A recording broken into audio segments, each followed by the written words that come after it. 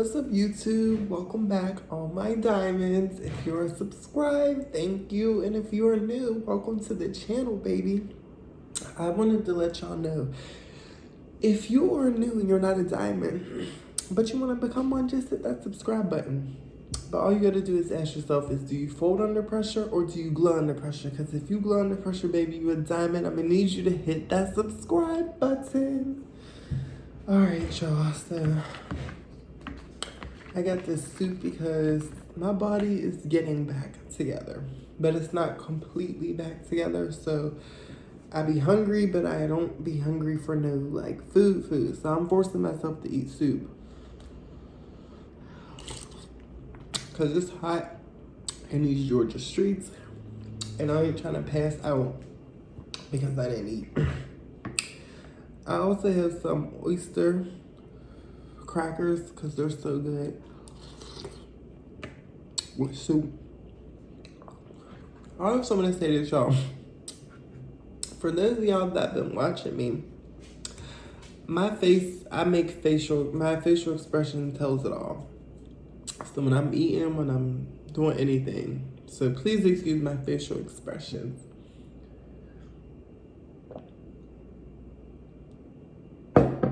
But I'm gonna jump right into the story time. So this was my sophomore year of college. We was out in this small town, mostly white people.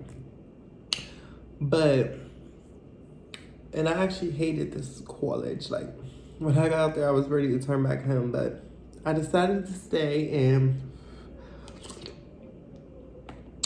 I met some good people out there. But when I was out there, I also met some not so good people. So there was a group of people that I hung with all the time, like pretty much every day. And they were a group of girls. There was this, I'm gonna just name the one girl, we're gonna name her,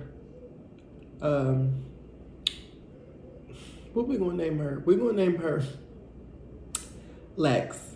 Then there was another girl, we're gonna name her Karen, because yeah, Karen is the one I'm about to tell y'all about. And then there was this other white girl, we'll call her Ashley. So we used, like, they was all roommates. Karen, Lex, and Ashley. They were actually all roommates. So it was really convenient for me to be cool with them and hang out with them all the time because they all lived in the same, and we all lived in the same apartment complex. So I did live on campus, but I lived in an apartment style setting. So the court I lived in, they lived in the same court, just in a different building, like two buildings over. So we, you know, like I said, we was always together. Like, we ate lunch together, we ate dinner together, we just did a lot of stuff together. So, you know, or like we would watch, this was back when Jersey Shore was popping, like the first couple of seasons. We would always sit down and watch them together. And we were the type to have conversations about anything. Like, we could literally talk about anything. Like, I love those type of people who have an open mind. You can talk about anything. So, so what happened? So, you know, as time progresses, I'm just starting to notice little red flags about Karen. Like, she was a habitual liar. Like, anything that she opened her mouth about, she lied instantly. Like, she came off as one of those people who didn't have a lot of friends growing up, so she made up her own friends in her head. Like, that's the type of vibe she gave me. But I just noticed over time things just didn't add up.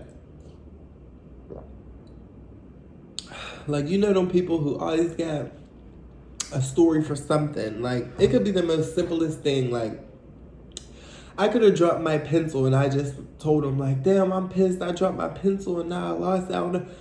Here she come with a story about how she dropped 2 pencils and lost both of them in the same day, but one over here and one over, like, I'm telling you, like, everything that you opened your mouth up about, she would have something to relate to. So this kind of threw me through a loop because I'm just like, wait, how do you have a story for everything? Like, this is not adding up. And then in conversation, I noticed she's the type who likes to be one up on you. You know, those people who have to be that much bigger or that much better or that much more than you. Like, I'm gonna give you an example. So we were in the kid cafe one day at lunch, and we were having a conversation, and I was talking about how, like, I came from a big family. I said I'm one of 7, and my grandma, she's one of 13 kids, you know, so I was going into the story about that. So next thing you know,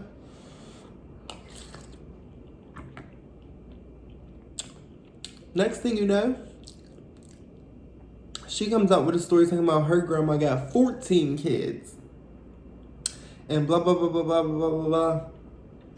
I'm like, in my head, like, that's interesting. So your grandma had literally one more than me. Like, she used to always have these, like, she was in secret competition with who she was talking about. And then this other time, like, she lied and said she was bilingual and she could speak Spanish fluently. So there was this one girl on campus who was actually Spanish. Like, she speaks Spanish fluently. English is her second language. So here go messy me, because I used to be petty and messy, especially if I didn't believe you. So one day we were in the lobby and, you know, we see the Spanish girl and she's chilling. I'm like, oh, well, Karen, she speaks Spanish. Why don't you say something to her in Spanish? So she said something to her in Spanish, and then next thing you know, Karen's looking all perplexed. And then she, like, says a few words in Spanish.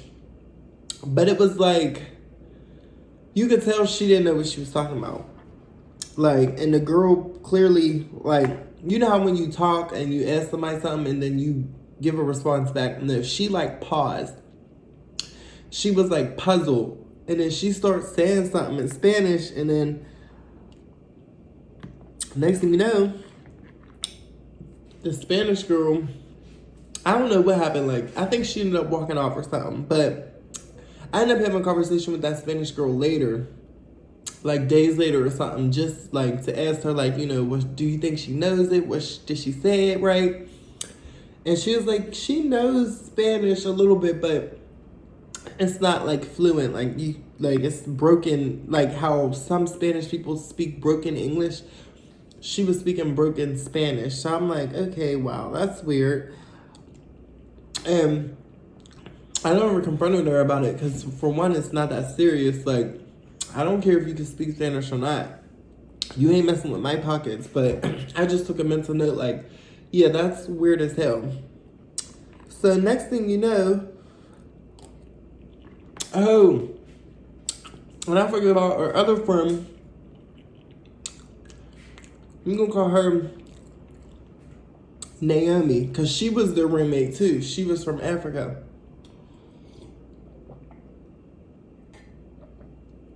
And I loved her because she just kept it real and kept it straight. But yeah, Naomi, she was, Naomi was there too. So after a while, then she started making up stories about this dude she was talking to, saying they're together and this, that, and the third. But the dude is not saying that they're together, and she's just making up all this stuff. So I get fed up with that. So I just slowly start falling back from her. And because she's so cliquey and clingy with the other girls, I found myself falling back from them too. Now, mind you, I had other friends on this campus. Like, don't get it twisted. Like, yeah, they were the main crew I was with, but I still had other friends, you know. Like, I had smoke buddy friends. I had friends that I knew from my other college, and we would always go out and do stuff. So it wasn't like if I didn't talk to them, I wouldn't have nobody. Like, cause no, I was popping on that campus, okay, boo. But anyway, so yeah, so I started slowly falling back from them. And you know, you can feel when people fall back from you, the energy changes or whatever. So out of nowhere, Naomi hits me up, and she basically said, actually Naomi and Lexi, they hit me up, but on 2 different occasions, saying that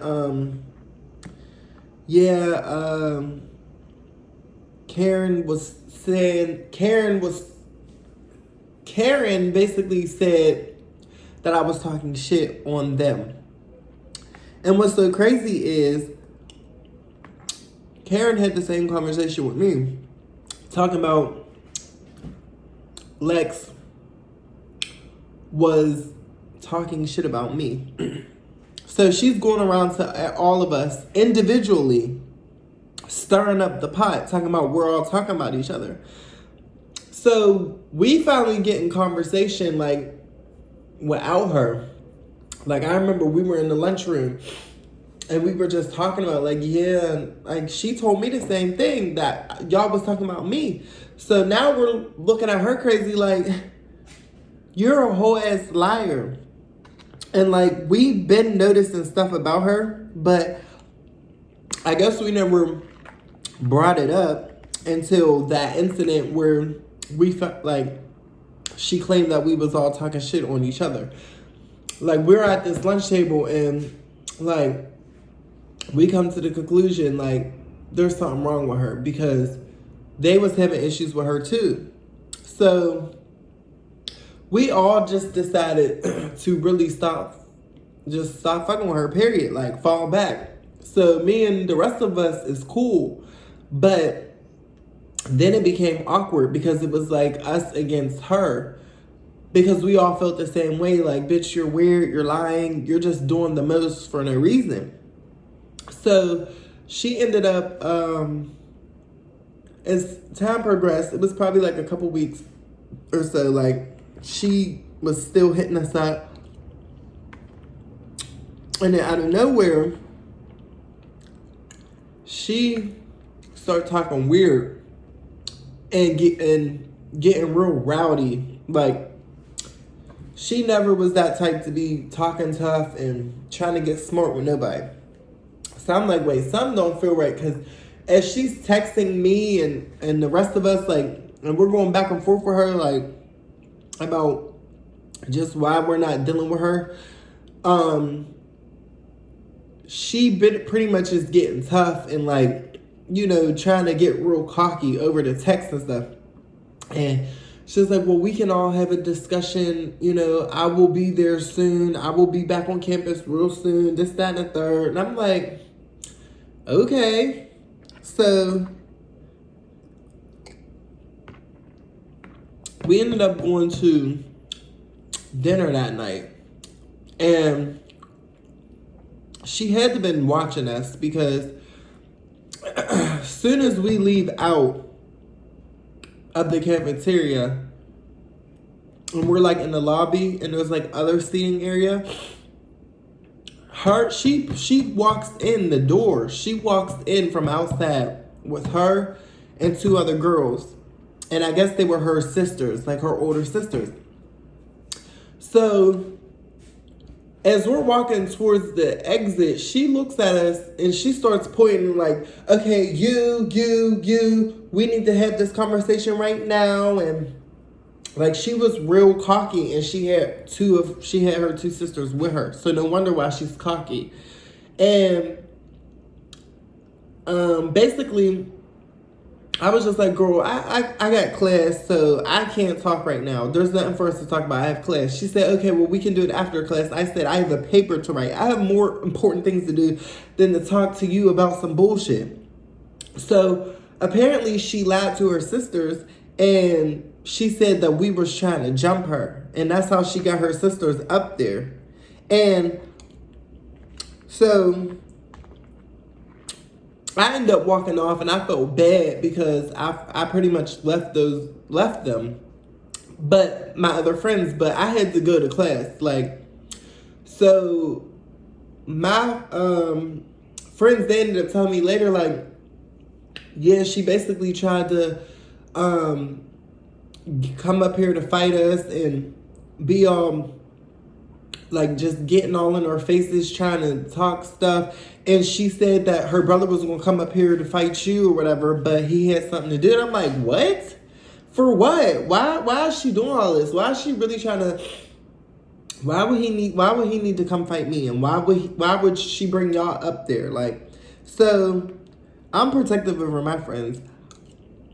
Because actually, yeah.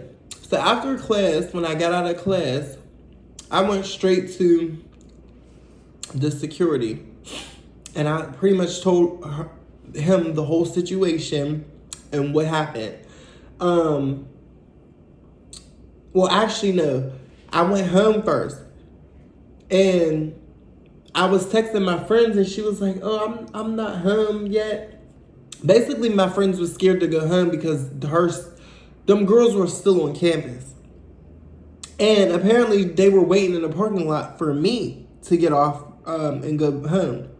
So she was like, I guess in the midst, and I seen them in the parking lot. They had the car and everything, and they was parked in front of my actual apartment. So I ended up, once I seen that, I ended up leaving back out. I checked on my friend, make sure she was okay. Like I think we was texting, and she was like, yeah, they're not here yet or something, but they tried to come in or something like that. So she was kind of shaken up. But I was just like, okay, so let me handle this the right way. So I went to the security on campus. I told him everything that happened, like everything. And I told him that her sisters came up on campus and all of this, trying to fight us and this, that, and the third. And it just made no sense. So I wrote down everybody's name, wrote down Karen's name, because, you know, if anything happened, at least we got on paper what actually went down. So next thing you know, I ended up going back to my room, my apartment, and they was pretty much still out there, but I didn't pay them no mind. Like, I literally opened the door and went in my, like, house, like, and that was that. So the next day, come to find out, I reported her sisters were banned from the campus. So I don't know, I guess security ended up going to go see or talking to Karen, but they were no longer allowed on the campus. Banned for good. And at this point, we had stopped talking to Karen. So I think that's why she ended up making up that story to get her sisters up there, because I don't know what she felt. But first of all, none of us was confrontational. We just cut her off and stopped dealing with her.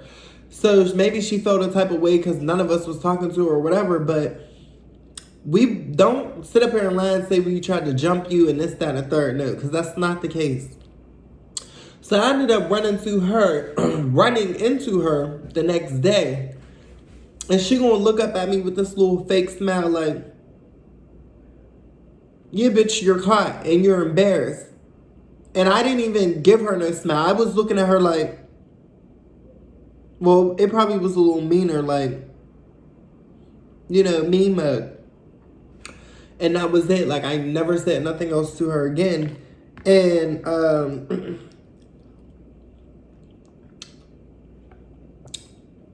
I don't think they said anything to her either. Like, they stopped speaking to her too because she was doing the most. And I made sure that they were okay that night. You know, because like I said, I'm more protective of my friends. So Alexa and Naomi, like, I was making sure they was cool. But, you know, I think that girl ended up leaving. Like, after that, because this happened in the fall. So that second semester, she didn't finish. Like, she ended up leaving after that first semester. Like, left off campus and everything. So she had it coming for herself because it's like, you're a whole ass liar out here just lying about stupid shit. Like, for what and for why? And then when people catch on and cut you the fuck off, now you're mad at them? How do that even make sense? Where did that make sense at? So, you know, I was just happy that nothing bad happened, like, or nothing like that. And I'm glad I went about it the right way and reported her, because that was weird as hell. Like, you're really coming up here to fight us over nothing. Nothing.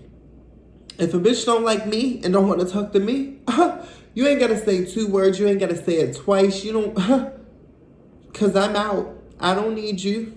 I can have other friends to talk to and be around. Like, so I just don't get why people be in their feelings when people stop talking to them. Like, just find new people to talk to.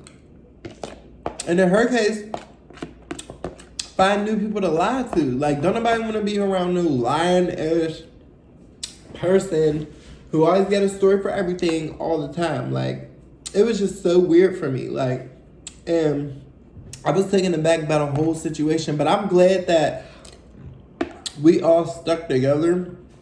And it was the power of the people. Because when she was lying on my friends saying they was talking stuff about me, I'm like, wait, that don't even sound right. And at first I was kind of like looking at them crazy because of what she said. But I ended up having a conversation with them myself to see what was going on. And they said the same thing. She was talking shit to me, to us. Like, it was just so weird.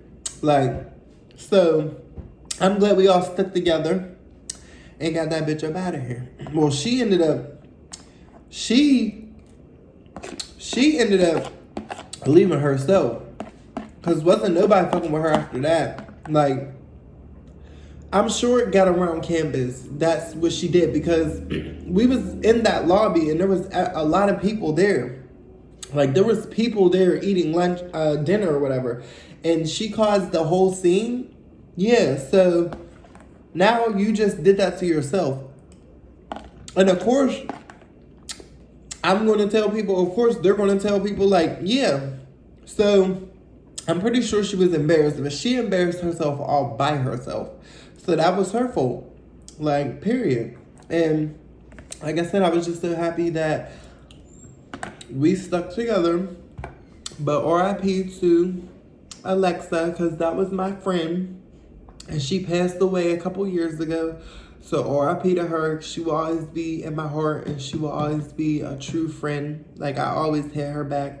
I feel bad that I didn't connect with her more after college and stuff, you know, because I didn't know she was going to pass, you know what I'm saying? Like, and it happened so tragically. So I just, rest in peace to her. I will always love her, and I'm just thankful that I even met a beautiful soul like her. And if y'all enjoyed this, let me know in the comments and give me a thumbs up, because I got more stories for y'all.